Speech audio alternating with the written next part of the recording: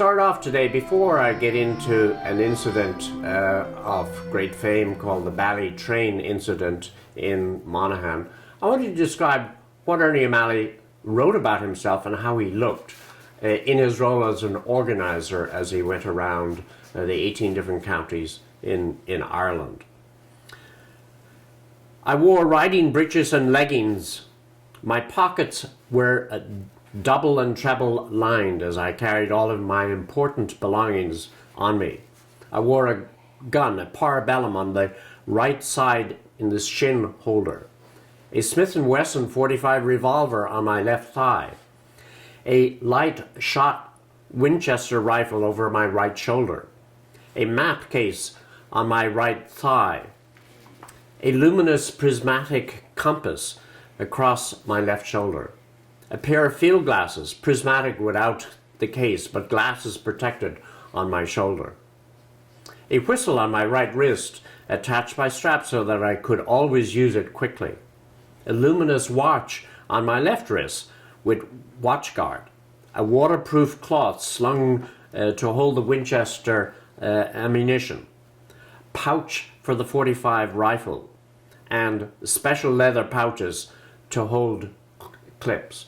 So his description goes on, but that gives you an image of this package that he would have carried on his back of maybe up to 60 pounds, which was a tremendous burden, not only to carry, but to maneuver with. And unlike his comrades, who would have been more local people, who didn't have to carry things other than their rifle, Ernie was truly burdened by the role of organizer and what he had to carry with him. Now, let's come back to why and what happened at Ballytrain in Monaghan. It was on February 14, 1920, and the Monaghan Brigade, under the leadership of Owen O'Duffy and Dan Horgan, had planned an attack. This was the first incident in which Ernie O'Malley was actually involved in an attack on a barracks, and he goes on to use this maneuver in several other occasions. The Monaghan Brigade had organized it. They brought more than 100 people from different battalions, and they assembled on the outskirts of the town of Ballytrain.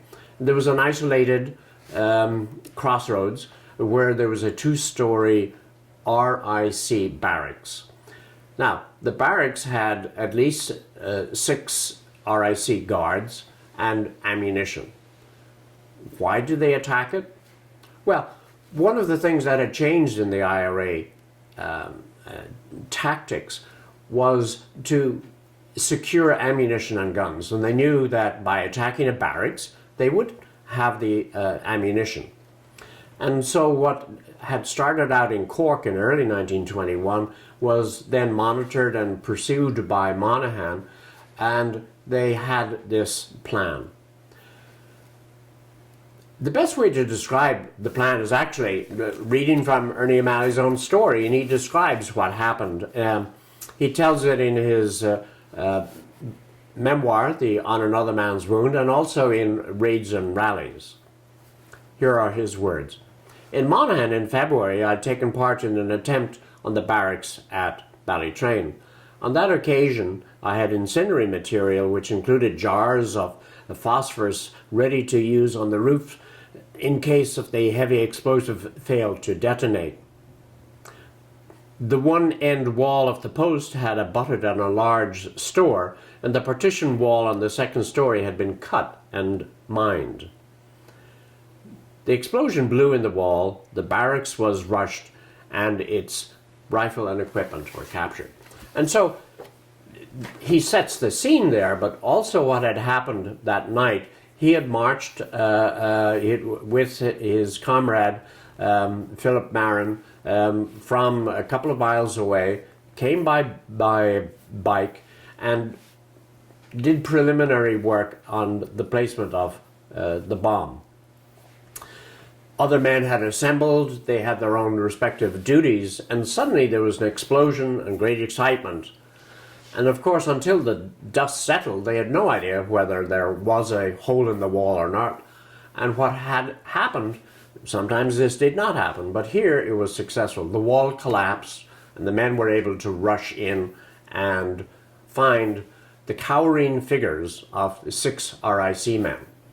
When they hear the ruckus, they went from one area of the barracks to the other, and therefore were huddled in a corner. They surrendered right away, and the men proudly marched out not only their prisoners, but the prize, which was ammunition and rifles.